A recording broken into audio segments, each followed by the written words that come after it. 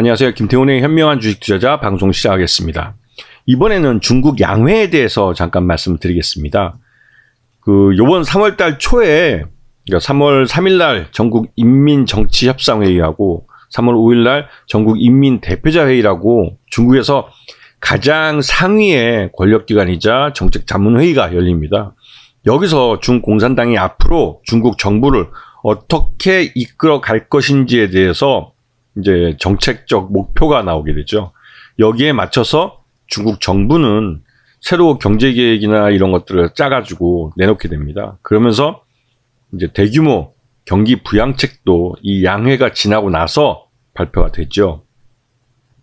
중국은 최근에 중국이 경제 성장률이 점점 떨어지고 있습니다. 이게 이제 중국도 많이 성장을 했던 것도 있고, 전체적으로 이제 예전처럼 중국이 뭐 개발 도상국처럼 막 점프해서 이렇게 성장률을 계속 가져가기는 어려운 거죠.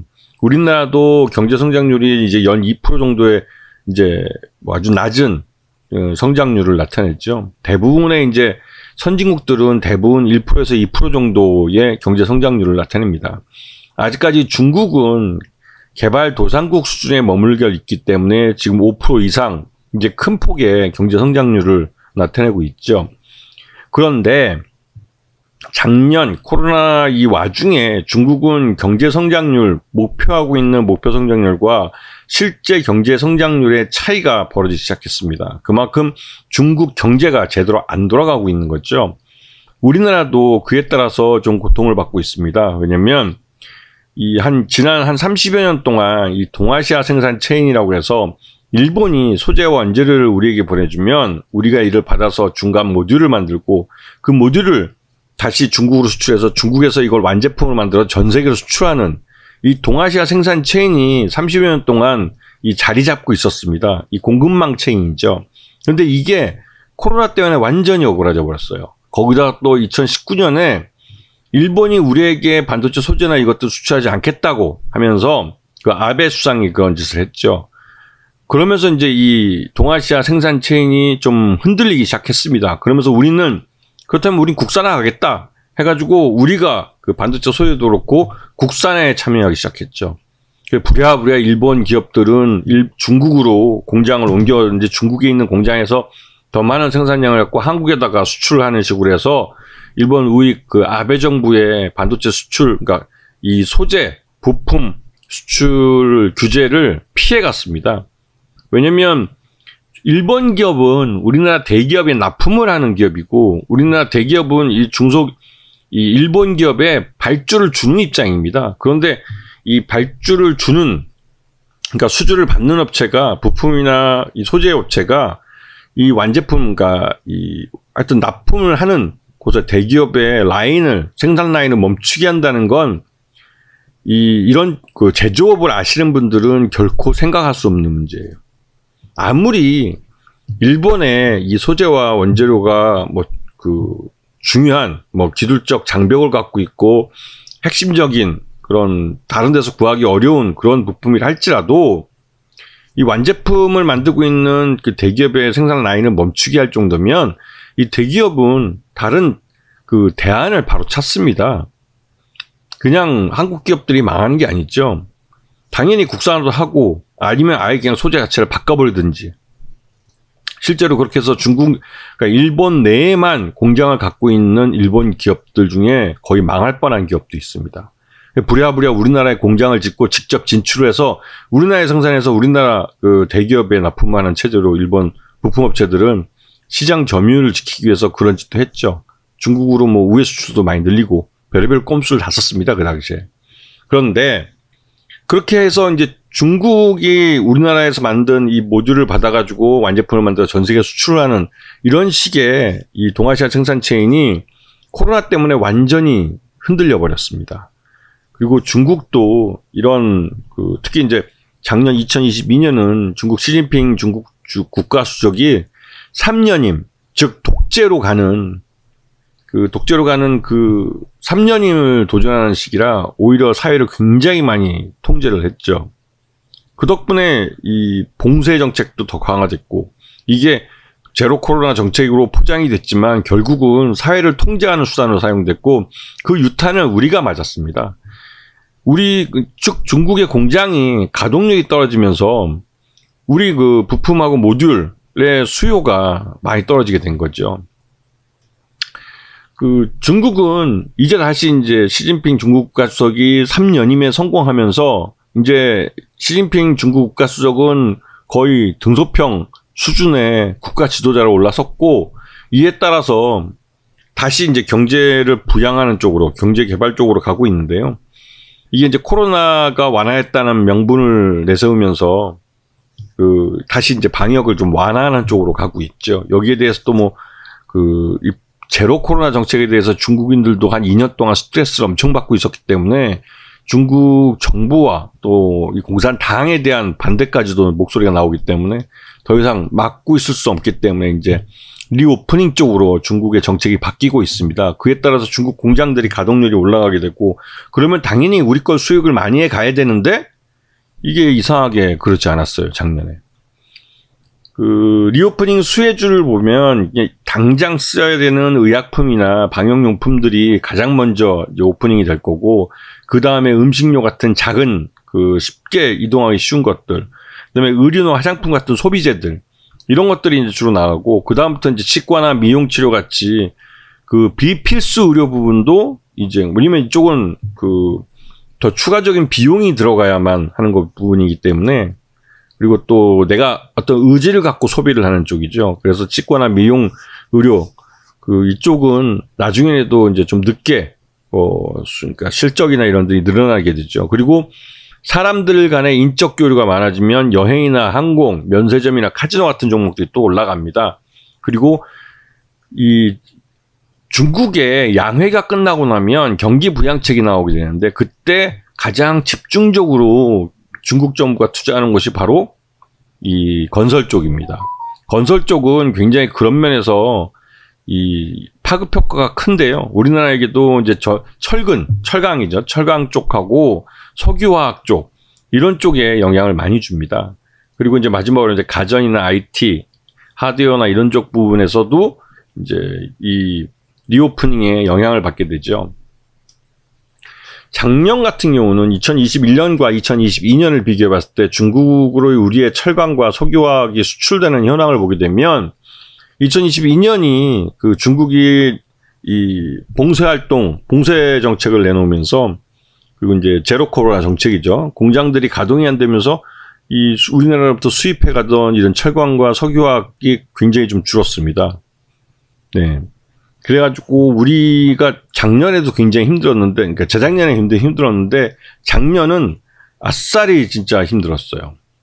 그리고 올해 들어와서 주요 철강주들이 이제 중국이 다시 이제 양해가 끝나고 나면 경기부양책에 대규모 자금을 풀어서 이 경기부양이 나갈 거다 이 예상이 되고 있기 때문에 이 철강주들이 먼저 선침해가 들어오는 부분이 있습니다. 이거는 중국의 건설 경기에 대한 중국 정부의 대규모 투자 이런 것들이 예상되고 있고 하기 때문에 먼저 건설의 핵심적인 원재재가 되는 이 철강에 대해서 먼저 이제 선침해가 들어오는 거죠. 왜? 중국의 수요가 늘어날 것이 예상되고 있기 때문에 그렇습니다. 그리고 이러한 그 철강주들의 이런 현상은 중국이 대규모 경기 부양을 할 때 이 값싼 철근들을 해외로 수출하지 않고 자국 내에서 내수 시장에서 소비를 해버려요. 그러면 해외 시장에서 중국의 싸구리 철강들이 사라지면 그 빈자리를 좀 비싸더라도 한국 제품들이 채워나갑니다. 그리고 우리나라 제품들은 중국보다 훨씬 더 비싸지만 품질이 신뢰가 있기 때문에 이 중국산 제품이 없어진 그 시장의 빈자리를 쉽게 치고 들어가요. 그래서 그런 부분을 좀 관심 있게 보셔야 되고 이 석유화학 분야도 국제유가에 연동된 부분이 많지만 최근 들어서 국제유가가 굉장히 좀 안정세를 보였고 하면서 이 석유화학 관련주들이 뭐 올해 들어와서 실적이 굉장히 좋았습니다. 시가총액이 굉장히 늘고 있는 모습을 볼 수 있죠. 그래서 전반적으로 중국이 소비가 늘어나면 우리는 석유화학 제품의 중간재나 원재료를 중국에다 수출하기 때문에 그러니까 중간 가공재로 해서 수출하는 겁니다. 그래서 이 중국 쪽에서 굉장히 큰 수익이 발생하는데 근데 이게 요즘 들어서 이제 중국이 좀 그렇지 않다는 거죠. 보게 되면 월별 무역 수지를 보게 되면 작년 2022년 1월부터 해서 꼬꾸라지기 시작해가지고 이게 5월 달부터는 확실하게 이 무역 수지가 적자 쪽으로 완전히 돌아서 버렸어요. 그래가지고 이 올해 2023년 1월 달에는 급기야 월 기준으로 127억 달러라는 무지막지한 그 대규모 무역 수지 적자를 봤죠. 그리고 이 대중국 무역 수지도 보게 되면 작년 5월 달에 윤석열 대통령이 취임한 이후로 적자가 점점 많아지고 있습니다. 원래 중국과 홍콩 두 나라를 합쳐서 우리가 매년 약 한 600억 달러의 무역 수지 흑자를 보던 나라였는데요. 이게 이 윤석열 대통령 취임하고 나서 완전히 바뀌었죠. 이 대중국 무역 수지가 적자로 돌아섰습니다. 그리고 올해 중국이 본격적으로 공장을 가동하면서 과연 이런 수출이 다시 살아날 것인가? 이게 이제 시장에 관심이 많은데 아직까지 2월 달까지는 적자가 이어지고 있는 상황입니다.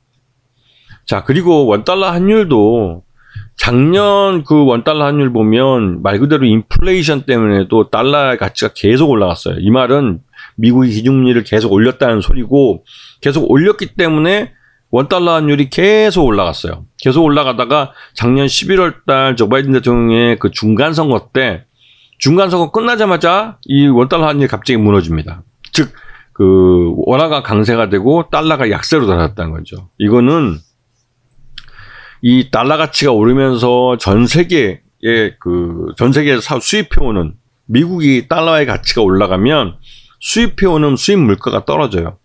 즉 물건값이 올랐어도 이 달러 가치도 함께 오르기 때문에 그 어느 정도 상쇄를 할 수 있다는 거죠. 그럼 미국 사람들은 여전히 똑같은 달러를 갖고 소비를 하기 때문에 수입 물가가 싸지는 효과를 누리고 있습니다. 근데 우리는 또 다르죠. 우리는 이제 수출을 하는데 우리가 이제 수출해서 달러를 갖고 오는 건 좋지만 그 수출 상품을 만들기 위해서는 원재료를 수입해야 하기 때문에 우리는 달러 값이 올라가면 오히려 그 원가 비중이 우리는 올라가게 되는 거죠. 그런 부분이 있어서 이게 이제 그 유명한 미국이 인플레이션을 해외로 수출을 했다라는 말이 나오는 겁니다. 이 기축통화인 달러의 그 특징 중에 한 가지인데요. 그리고 이 조 바이든 대통령의 이 작년 11월 그 중간 선거가 끝나자마자 기다렸다는 듯이 달러 가치는 떨어지기 시작해요. 이제는 미국 기업들의 실적이, 즉 너무 비싸진 달러 표시 미국 상품의 가격을 떨어뜨릴 필요가 있었죠. 그래서 미국 기업들의 수출을 위해서 그 미국 기업의 그 가격을 낮추는 효과로 달러 가치를 떨어뜨려 버리는 겁니다. 그리고 그런 현상이 미국이 여전히 기준금리를 올리고 있는데도 불구하고 작년에 11월 달 이후로 올 그 12월과 1월까지 계속 그 원달러 환율은 계속 떨어졌습니다. 그러다가 2월 달을 기점으로 해서 갑자기 또 달러 가치가 오르기 시작해요. 미국에서도 인플레이션이 다시 한번 발동이 걸릴 거다라는 조짐들이 나타나기 시작할 때 달러 가치를 다시 끌어올리는 거죠. 이거는 아까도 말씀드렸지만 달러를 통해서 미국이 인플레이션을 전 세계로 수출해버리는 그런 효과를 가질 수 있기 때문에 이런 짓거리를 하는 겁니다. 여기에 따라서 가장 크게 피해보는 건 역시 우리 같은 수출을 하는 우리나라 한국 같은 기업들이죠. 우리가 굉장히 큰 피해를 보고 있습니다. 이런 상황에서 중국이 양회를 통해서 중국 내 경기 부양에 나선다면 이건 우리에게는 호재일 수 있습니다. 중국 정책이 우리나라에 대해서 견제하는 쪽으로 갔어도 하루아침에 이 30여 년 쌓여있던 동아시아 생산 차이를 바꿀 수는 없어요. 물론 이 수입 다각화를 통해서 우리나라에서 수입해오던 것들 중에 상당 부분을 바꿨다 할지라도 핵심적인 그 제조 라인이나 이런 데에 들어가는 원자재나 중간재 같은 걸 한꺼번에 바꾸기는 어렵습니다. 왜냐하면 바꿨을 때 그 수율을 잡는 기간도 있고 하기 때문에. 그래서 지금 최근에 중국이 요번 그 경기부양책을 양회 끝나고 경기부양책을 내놓고 하면 다시 한번 우리 기업들에게는 이 중국 수출에서 뭔가 좀 기회를 잡을 수 있는 그런 기회가 있지 않을까 해서 철강주와 석유화학주들이 최근에 먼저 좀 움직여 준 겁니다. 이 두 산업 섹터가 중국의 이 양회 이후에 경기 부양을 통해서 내수 신작을 간다면 가장 먼저 영향을 받을 종목들이 있죠. 물론 중국 소비주에서 그 항공주나 여행주, 그다음에 그 화장품주, 뭐 그다음에 시내 면세점주 이런 것들도 영향을 받긴 받습니다. 아까 앞에 설명했듯이 뭐 카지노주도 마찬가지고요. 중국인 관광객들이 많아지니까요. 그런데 그 지금 당장 그 이 수출 쪽에서 영향받는 건 철강과 석유화학입니다.